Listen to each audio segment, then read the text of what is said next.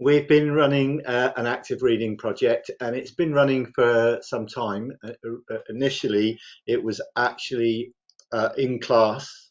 It's not allowing me to move on. Click on the Control, do screen. I need to? There we go. We were trying to do this in class, and we'd had developed a model, and the reason for us doing that was because that we found that our students, there was a general resistance to reading. Students, media practice, I teach media practice, so our students have kind of made a choice to actually come and do a course where there wasn't any theory in their minds. I don't believe there's any such thing as a course without any theory at all, but they've come because they've made that choice. So actually there's a strong resistance to reading and engaging in academic content, and there's also a lack of confidence in approaching academic texts with them. But what we have found is that employers really want those kind of skills. They want those critical thinking skills, and that was a key part of what we were trying to do. And another key driver was what our external examiners said in the past, where they were saying that although there was high level of critical thinking exhibited in their practice, their written work was of very poor quality. They were using poor quality sources, limited reading, limited exhibition of critical thinking, not able to write and develop arguments, and so on. So we'd kind of been developing this model, and originally we'd started off just some years ago, started introducing this idea of critical reflection, and then we found that wasn't really working because there wasn't enough preparation. They were leaving it to the end, so they weren't reading early, they weren't writing early, it wasn't informing their practice. So we introduced blogging to try and get them to do that. We then introduced work around writing to try and get them to do the blogging. And then we introduced reading to try and get them to start with the reading, and that's the process, that's the model we have now. And the key here is that if they read early, that reading informs practice, and that they then write about that so that later they have something to reflect on, and there's a level of metacognition going on rather than them doing it all the night before and just handing in something that's not very good. So for us, it's all about shifting the C's to B's and the B's to A's, and moving that clumping. So we developed this model where we set up an exercise and introduce them to the activity, and then we get them to read a text 3 times, moving to gist to full comprehension, and then there is the sort of a process of synthesis at the end, where rather like I can't remember who it was earlier, split up them into groups. They read the papers in sections and then share that material, and there's a class synthesis so that they collaboratively develop an understanding of the text. Oops. Oh, it's all going badly wrong. Yeah, there you go, you got it. Yeah, so that is the active reading model we developed. And we tried to pivot online at the start of the lockdown, and we were finding it hard because we didn't really have the tools, and then we had access to Talis Elevate in the previous semester, the one that's just gone, and we had to play with it, and we did that across 3 modules, and we've evaluated that, and we've done some kind of research around that.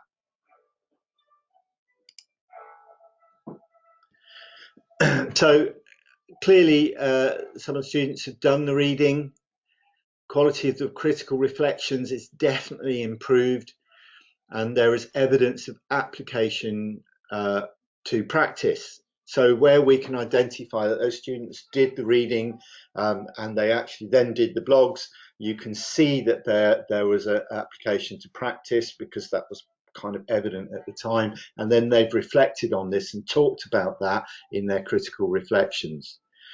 They liked the anonymity. Once we introduced the anonymity, said, oh, you can comment in Talis anonymously, there was a lot more engagement.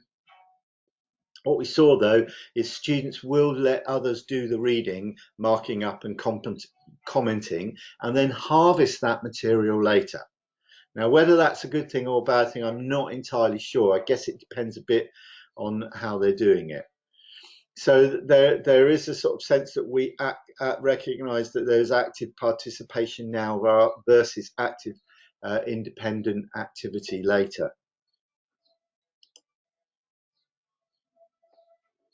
So some comments from students. This was in module surveys. It's really useful and engaging for online learning. As they still share it with others. It opens up a conversation between the class. And they liked being able to see what other people are writing. And I would go in there and comment on their comments, try to initiate dialogue with them, and that started to happen. I don't think they were particularly confident in that, and maybe there's some more work and scaffolding to do around that. But importantly, our external examiner has already commented that there's generally a much more improvement in terms of their critical reflections. There's better bibliographies, more engagement with that primary and secondary literature. So, questions? Nailed it. 45 seconds to go. Roy, there's a bit of chatter going on at the moment around the role of harvesting, and I think there's, when I have discussed this with others across the sector, it generally seems to not be seen as, it doesn't seem it's on the same level as collusion. It's not seen as collusion, but I'm keen to hear your thoughts on this. Really, like, where do you think those lines are crossed? Really, in this kind of regard, I think this is one of the key points. I don't know.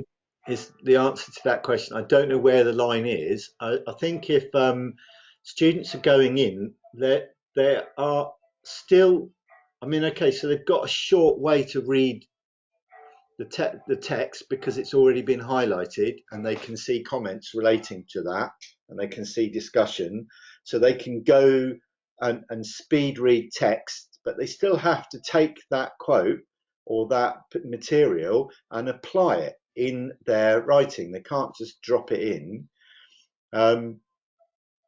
So in a way that they are still engaging with the material, and if they're not, and then they put that in there, they're literally kind of parachuting stuff into their critical reflections, it's not going to benefit them. They're not going to be pushing their marks up.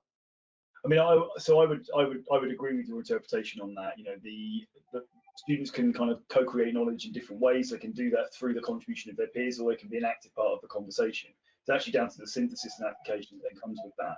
To doing something with what's happened in these resources. It's an interesting discussion, and I think it's one that there's other colleagues from the sessions are contributing to as well. And Helen, I think we've discussed this in the past, haven't we? Do you have any thoughts on this? Yeah, I was just thinking that I have had sort of cases where I felt it's necessary to do a sort of academic offence procedure where it's much more specific replication of the entire structure of the argument, and it's really clear that the two people have basically done the whole thing together.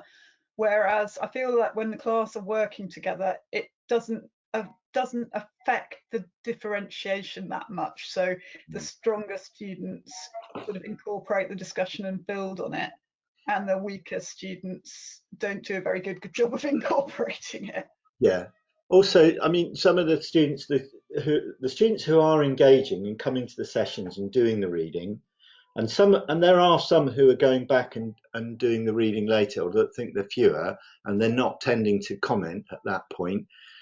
Those students who are participating are potentially then taking part in their group productions and transferring that material, maybe transferring that material to the group anyway. It's really difficult to know for sure quite what goes on. It's certainly something we're going to have to continue to monitor as a community, isn't it? Just to make sure we're correcting what could be poor academic practice as early as possible. Mm-hmm. Roy, thank you very much. Another great example there. And Roy has got a load of information about the active reading project that Solent are producing. I'll share some links in the chat after this, and when we share anything else later on.